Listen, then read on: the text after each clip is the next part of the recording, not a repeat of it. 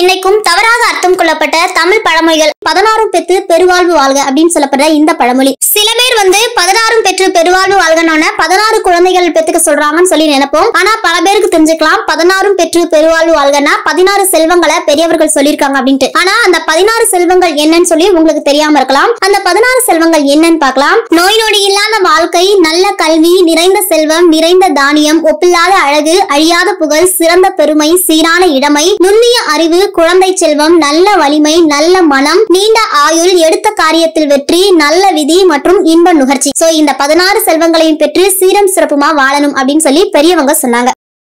ஆவதும் பின்னாலே அழிவதும் பின்னாலே அப்படிங்கிற இந்த பழமொழி. பொதுவா இந்த பழமொழிக்கு ஒரு நல்ல காரியமா இருந்தாலும் சரி இல்ல கெட்டதா இருந்தாலும் சரி எது நடந்தாலுமே அது பெண்ணோட கையில தான் இருக்குது அப்படின்னு சொல்லி தப்பா நினைச்சிட்டு இருக்கோம். ஆனா சரியான விளக்கம் என்ன அப்படின்னா, நன்மை நடக்கிறதும் தீமை அழிறதும் ஒரு பெண்ணாலதான் நிகழ்கிறது அப்படிங்கிறதுதான் சரியான விளக்கம். அதாவது பெண் அப்படிங்கிற ஒரு மகாலட்சுமியுடைய அம்சம்னு சொல்லுவாங்க. அதே போல காளி தேவியுடைய அம்சம்னு சொல்லுவாங்க. சோ பெண் தேவைக்கு ஏத்தது போல சூழ்நிலைகளுக்கு ஏத்தது போல காட்சி அளிக்கிறாங்க. அதனாலதான் நன்மை நடக்கிற இடத்துல அந்த பெண் இருந்தா அந்த பெண்ணாலதான் நல்லது நடக்குது அப்படின்னும், அதே போல தீமை ஏதாவது அழிஞ்சது அப்படின்னா அந்த சமயத்துல ஒரு பெண் அதை அழிக்கிற சக்தியாகவும் மாறுவாங்க அப்படிங்கிறதுக்காகவும் இந்த பழமொழி சொல்லப்பட்டது. இன்னைக்கு பார்த்தா இந்த பழமொழி உங்களுக்கு பிடிச்சிருக்கும்னு நினைக்கிறேன். மறக்காம இந்த வீடியோஸை உங்க ஃப்ரெண்ட்ஸ்க்கும் ஷேர் பண்ணிட்டு இந்த வீடியோ நல்லா இருக்குன்னு தோணுச்சுன்னா ஜஸ்ட் லைக் பண்ணுங்க. ஃபர்ஸ்ட் டைமா சேனலை பாக்குறீங்க அப்படின்னா மறக்காம சேனலை சப்ஸ்கிரைப் பண்ணுங்க. தேங்க்யூ.